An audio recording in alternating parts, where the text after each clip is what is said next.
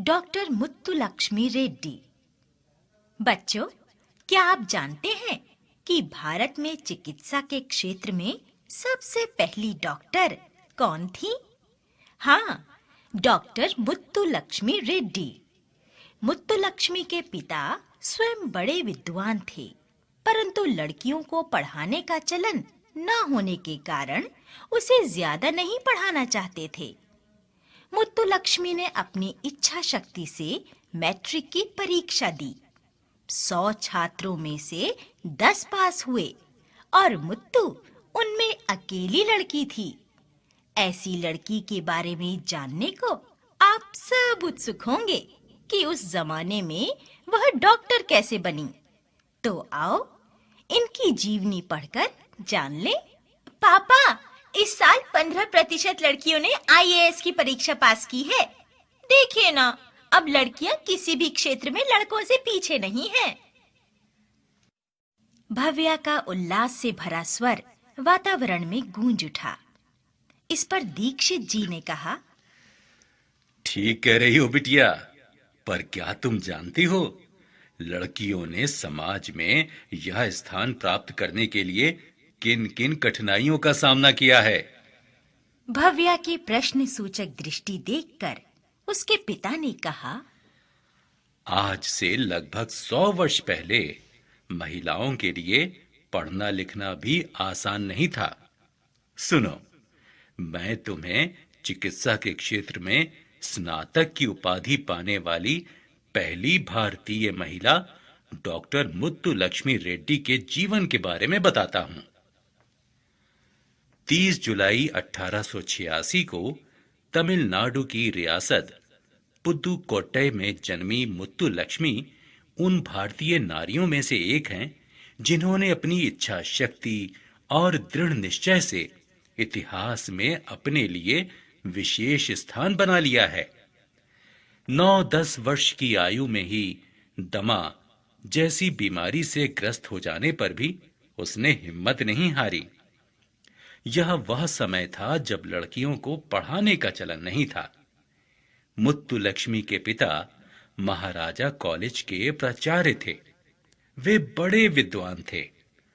जब पुदुकोट्टई के दीवान साहब ने लड़कियों की शिक्षा के लिए प्राथमिक पाठशाला की स्थापना की, तो मुत्तुलक्ष्मी को पर्दे वाली गाड़ी में बैठकर पाठशाला जाने की अनुमति मिल गई। यद्यपि छात्राओं को छात्रवृत्ति का लालच दिया गया, परंतु बहुत कम बालिकाओं को पाठशाला आने के लिए प्रेरित किया जा सका। स्वयं मुत्तुलक्ष्मी के पिता ने उनके अध्यापक से कहा था, मैं चाहता हूं कि मेरी बच्ची धोबी और दूध का हिसाब लिखने लायक पढ़ लिख जाए। उस समय लड़कियों को अंग्रेजी बिल्कुल नहीं पढ़ाई जाती थी। अध्यापक महोदय ने मुत्तुलक्ष्मी की प्रतिभा को पहचाना और अपनी शिष्या को फर्स्ट स्टैंडर्ड तक अंग्रेजी पढ़ा दी। मुत्तुलक्ष्मी के पिता दृढ़ चरित्र और कठोर अनुशासन प्रिय होने के साथ ही स्वतंत्र विचारों के व्यक्ति थे। पुत्री की प्रतिभा को पहचानकर उन्होंने उसे आगे पढ़ने को प्रेरित किया। उस समय मैट्रिक की परीक्षा बहुत कठिन होती थी। जिस वर्ष मुत्तुलक्ष्मी ने मैट्रिक की परीक्षा दी, 100 में से केवल 10 छात्र परीक्षा में उत्तीर्ण हुए। मुत्तुलक्ष्मी उनमें अकेली लड़की थी। इंटरमीडिएट की परीक्षा पास करने के पश्चात वे आगे पढ़ना चाहती थीं, परंतु दमा रोग का प्रकोप बढ़ गया। अस्वस्थता के कारण उन्हें 1 वर्ष के लिए पढ़ाई छोड़नी पड़ी। वर्ष 1907 में पुदुकोट्टई के महाराजा ने मद्रास मेडिकल कॉलेज में इन्हें प्रवेश देने के लिए न केवल संस्तुति की बल्कि आर्थिक सहायता देने का आश्वासन भी दिया। बीमारी के कारण मुत्तुलक्ष्मी रात-रात भर जागती। परिवार वाले पढ़ाई की ओर से उन्हें हतोत्साहित करते थे, परंतु मुत्तुलक्ष्मी के अच्छे परीक्षा फल ने सबका मुंह बंद कर दिया। तीसरे और चौथे वर्ष में शल्य चिकित्सा में उनके 100% अंक देखकर तो सबका मुंह आश्चर्य से खुला का खुला रह गया। वर्ष 1912 में मुत्तुलक्ष्मी डॉक्टर बन गईं। उन्होंने सर्जरी में विशेष योग्यता पाई थी। किसी भारतीय विश्वविद्यालय से चिकित्सा के क्षेत्र में स्नातक की परीक्षा पास करने वाली मुत्तुलक्ष्मी पहली महिला थी। मुत्तुलक्ष्मी की पहली नियुक्ति मद्रास में इग्मोर के महिला एवं बाल रोग अस्पताल में सर्जन के रूप में हुई।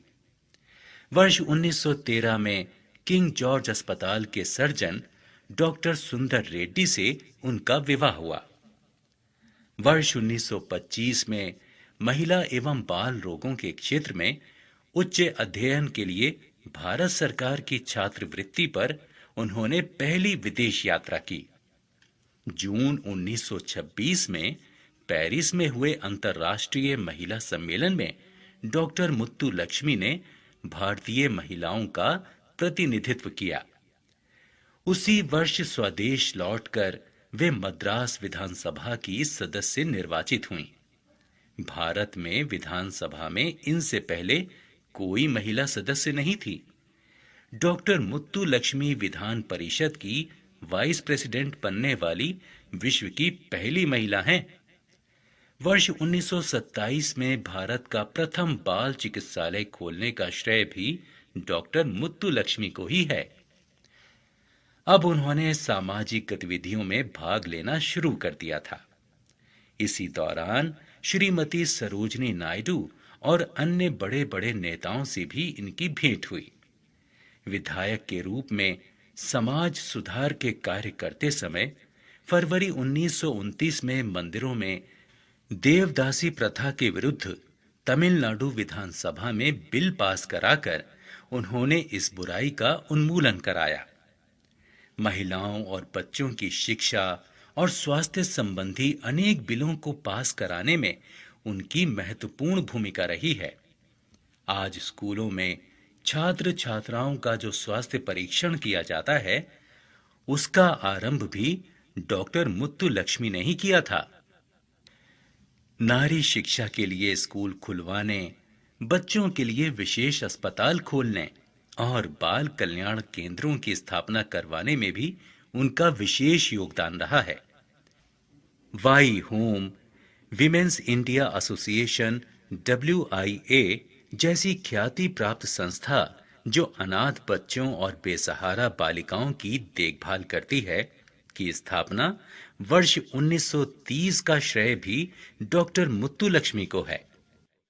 राजकुमारी अमृत कौर, बेगम शरीफ, हमीद अली के साथ डॉक्टर मुत्तुलक्ष्मी वर्ष 1929 में लंदन में होने वाले गोलमेज सम्मेलन में तीसरी महिला प्रतिनिधि थीं।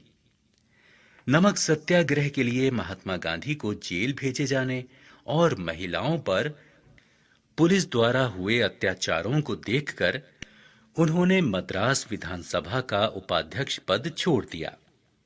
वर्ष 1935 में मद्रास मेडिकल कॉलेज के स्वर्ण जयंती समारोह गोल्डन जुबली सेलिब्रेशन में डॉक्टर मुत्तुलक्ष्मी ने कैंसर के रोगियों के लिए एक अस्पताल खोलने की इच्छा प्रकट की। इस इच्छा का खुले दिल से स्वागत किया गया और वर्ष 1952 में पंडित जवाहरलाल नेहरू द्वारा अडयार कैंसर इंस्टीट्यूट की नींव रखी गई। 18 जून 1954 को इस अस्पताल में कामकाज शुरू हो गया। आज इस विश्व प्रसिद्ध अस्पताल में प्रति वर्ष लगभग 80,000 रोगी चिकित्सा प्राप्त करते हैं। देश के स्वतंत्र हो जाने पर वर्ष 1954 से 1957 तक वे तमिलनाडु विधानसभा की सदस्य रहीं। ये चेन्नई नगर निगम कॉरपोरेशन की एल्डर वुमेन भी रही हैं। 22 जुलाई 1968 को इस महान महिला का स्वर्गवास हो गया। इनके द्वारा प्रज्वलित ज्योति के प्रकाश में आज भारतीय नारी हर क्षेत्र में उन्नति की सीढ़ियां चढ़ रही है। आप ठीक कहते हैं पापा। डॉक्टर रेड्डी जैसी महिलाएं सदा हमारे लिए प्रेरणा का स्रोत रहेंगी। बच्चों, डॉक्टर मुत्तुलक्ष्मी की जीवनी पढ़कर हमें मालूम हुआ कि जहां चाह वहां राह। तीव्र इच्छा शक्ति, लगन, परिश्रम से हर उद्देश्य में सफलता मिलती है। अपने लक्ष्य को दृढ़ संकल्प से प्राप्त करना तथा समाज की हर तरह से सेवा करना ही जिनके जीवन का उद्देश्य रहा हो, ऐसी डॉक्टर रेड्डी हमारे